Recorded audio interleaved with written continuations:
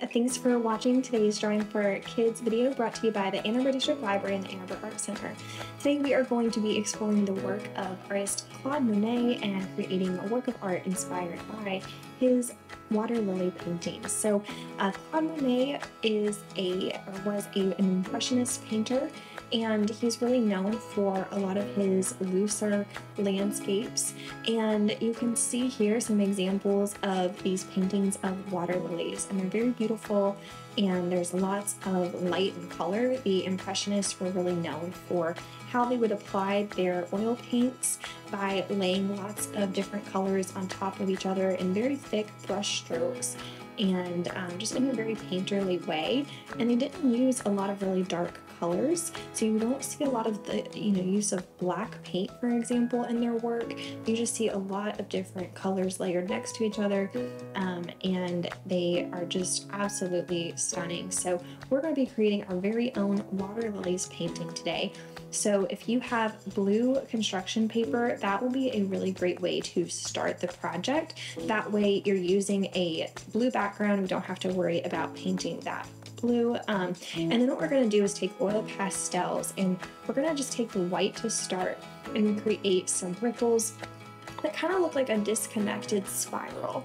And you can kind of smudge this out if you want using a paper towel. And then you can also come back in with some other blues. So you can do dark blue, you can do lighter blues, depending on how many blues you have in your pack. You might not have a lot, so you might have to come in. You could even come in with something like purple or another color. So definitely, make lots of different ripples.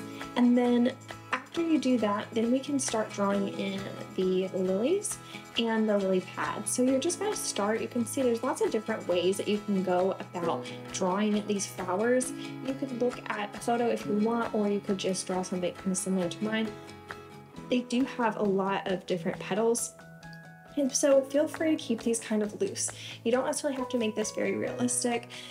You'll notice as you're drawing, you might want to make sure whenever you do the ripples that you leave enough space in between so that you are drawing those flowers and lily pads, and you're not smudging into the ripples. So, and then I'm coming in with a white highlighter, a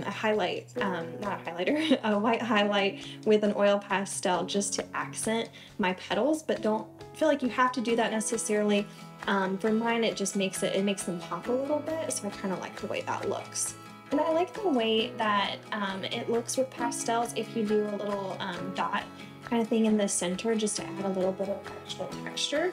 And then once you have those how you want them, then you can go ahead and start adding in those lily pads. And so those are just going to be like pretty much just circles with a little pie piece kind of cut out.